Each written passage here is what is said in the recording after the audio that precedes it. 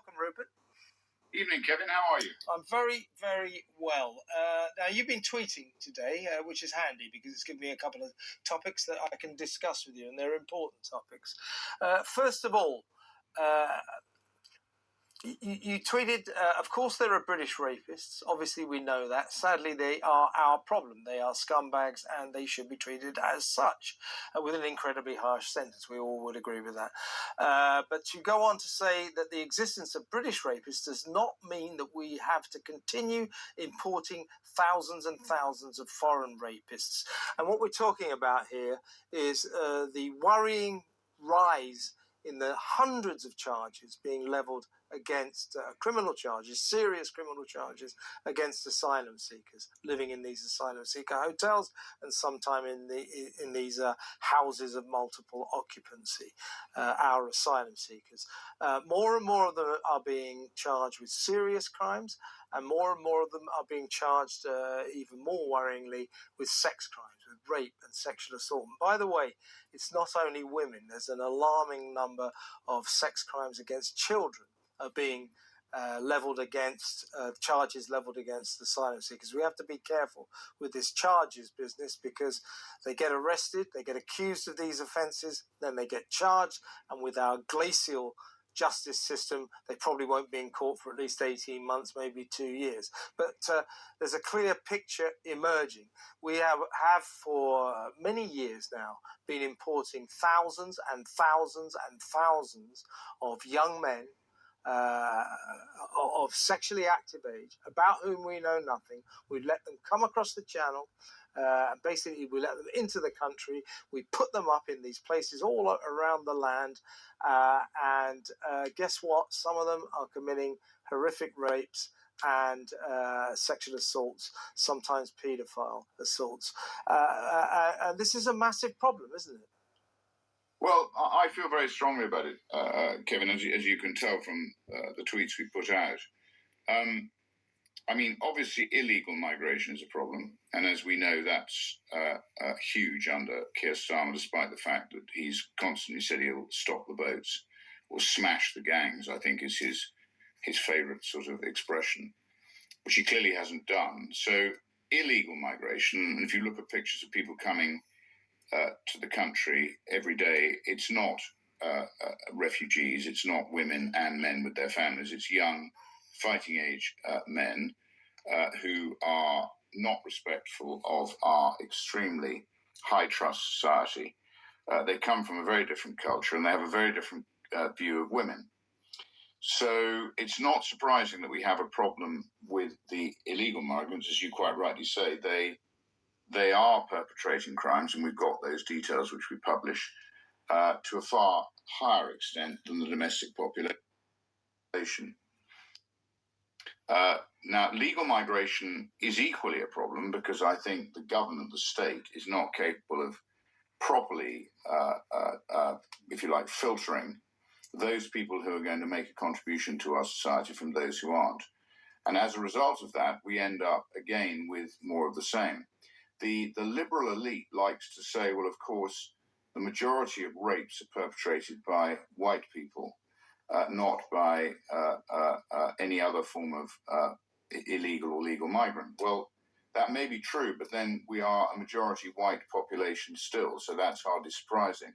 But as a percentage of those people who come into the country, it's far higher. The incidence of the Pakistani rape gangs, which we're, as you know, analysing through our rape gang inquiry, which 20,000 people have very generously donated over £600,000 to. And we're about to produce a report to show that this has been happening in over 100 towns and cities across the UK. So this is systemic. This is going right to the heart of Britain. It's been going there really since the early 2000s.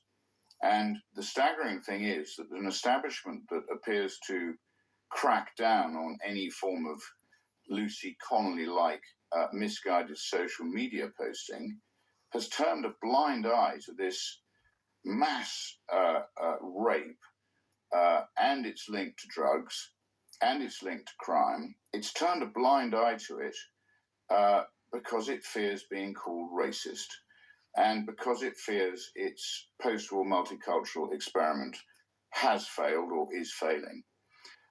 And it goes everywhere. It's not just one part of the establishment, it's every part of the establishment. And I think they know it's a systemic failure. I think they know that if they link the police databases, they will find the pattern, they will find the link to County Lines drugs, they'll find the link to organised crime. But I think there's no appetite to actually what I would call enforce the law without fear or favour, because I think it's almost got too big. So as a result of that, what they have to do is clamp down on anybody who points out the sort of erroneous ways that have been allowed to take place for really, I mean, honestly, Kevin, far too long. Here's something, Rupert, that we have to take very seriously. This is a fact. This is a statistical fact. And these are the kind of slices of information that only now are British people being allowed to have access to. It is this. This is a fact. UK-based foreign nationals living in this country are, listen to this, 70% more likely to be convicted of sex crimes than Indigenous British citizens. Now, you know, we ought to take that statistic alone extremely seriously. But judging by our approach to the migrant crisis, the fact that we continue to just let unknown young men from very different cultures into the country, we're not taking this statistic seriously, are we? No, we're not, and I think the Emily Maitlisses of this world, as I said, the sort of liberals who they do as I say, not as I do merchants, because most of them send their children to public school and they live in very smart parts of London, and they certainly don't have any of these people being settled anywhere near their children's schools, and they don't have to suffer the damage which is happening across the UK to the fabric of our society. So, I mean, look, there's a very, what I call, malign attitude towards this. And I think we've played our part both in exposing the extent of it in terms of how common it is amongst a lot of the people who've come into the country. But equally, I think we're putting pressure on the government to start collecting more data, which they haven't been doing. And in Parliament, I think I played my part without being in any way big-headed in moving the Overton window in terms of my speech in January about the Pakistani Muslim rape gangs, which brought tears to one Labour MP's eyes. But the fact is, it's the truth. And in Parliament, one should be able to speak the truth. After all, if you can't speak the truth in Parliament, where can you speak the truth, Kevin? And that's the problem. I think Parliament has lost sight of the truth. It's been hollowed out. It's no longer what it should be under the British Constitution. And we are run by a bunch of woke permanent secretaries who are not elected and who don't necessarily share the same view of Britain as the majority of what I call decent, sensible, tax-paying, honest Middle England. And, you know, for your information, I don't know if you've heard this already, but just to sort of underline the nature of the problem that we've got, the escalating problem that we've got going on here. Today, another asylum seeker, one more asylum seeker living at the Bell Hotel in Epping, has been charged with a serious sexual assault, this time of a man, actually. So a man has been seriously sexually assaulted. So, as you know, for about the past 3.5 weeks or so, the people of Epping have been protesting about this asylum seeker hotel in their midst, because a resident there about 3 weeks ago was charged with sexually assaulting a very young girl, 14-year-old girl. So they've been furious about this. Now there's another one. Let me ask you this, Rupert. Big story today. The police have sort of announced that from now on, if they think it's necessary, and if they fear that keeping this information would be might be incendiary and cause public unrest, that they may from now on release some background details about those charged with rapes and serious offences.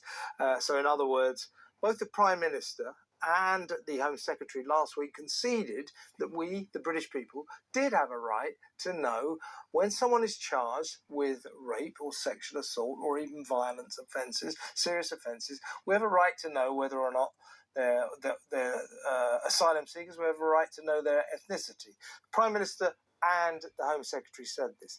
Today, we've had a release from the police saying, yes, we are going to start to tell people this, but only in some cases, and only in some high-profile cases, and only in cases where we feel that if we didn't tell the public, it may cause unrest. So in other words, they're not going to give us this information.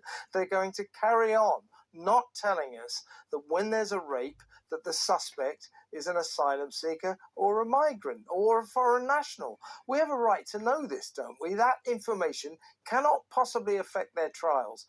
We should be told this, and yet we found out today that essentially, in most cases, we still won't be. That's wrong, isn't it? It's totally wrong, Kevin. I mean, there should be one rule for everybody, and the rule should be total transparency.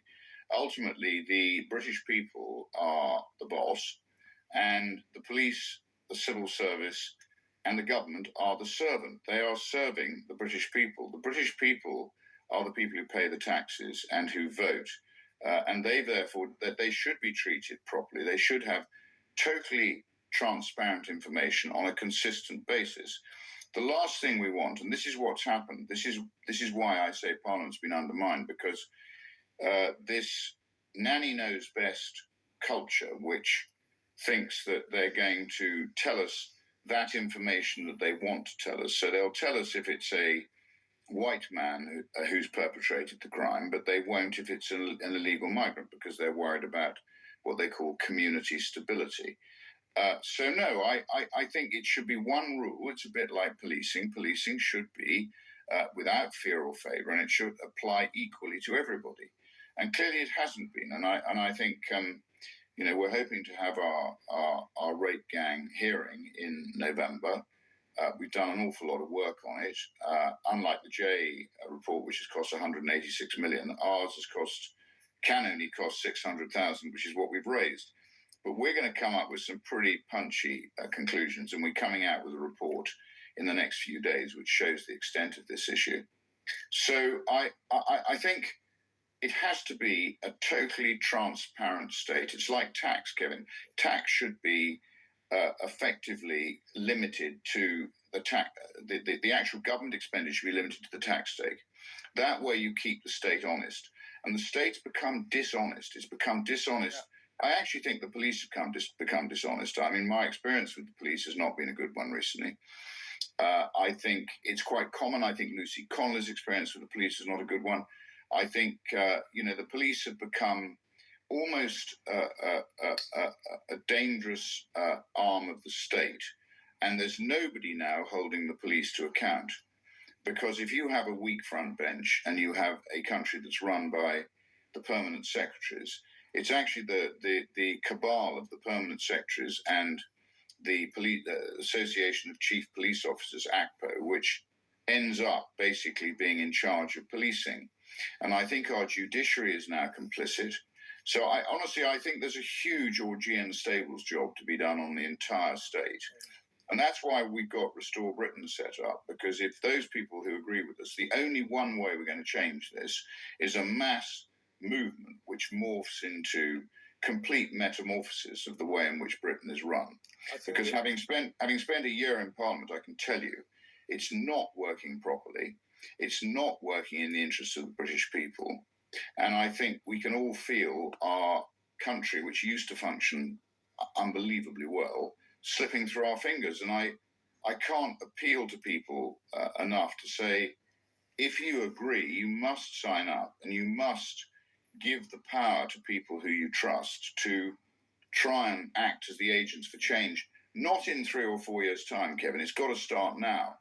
Because I actually genuinely tell you, if we don't start to change it now and we don't radically change it in 29, and when I say radically change it, I think we've got to have a group of people who hold to account those people who damaged the interests of the British electorate over a very long period of time. in an extremely underhand, devious, and dishonest way. Yeah. And that goes really across. So the rape gang inquiry is the tip of the iceberg. I mean, that shows you, I think, how dysfunctional the state has been. But it's not just there. It's the Department of Work and Pensions handing out billions to 9 million people who are at working age who aren't working. It's the Motability scam. I mean, honestly, I could go on for hours. I know we are in a terrible state. But the rape gang scandal is similar to what we're talking about. There's this propensity on the part of the authorities, on the part of the police, of the government, of politicians to keep the public in the dark, to keep secrets from the public, because they think we're children and we can't be trusted. And if we knew that the local rapist was an asylum seeker, that we'd all have a riot. Well, they've got to stop treating us like children, because it is not the way forward. Secrecy never works out well. Rupert, let's go to break now. When we come back, we'll talk about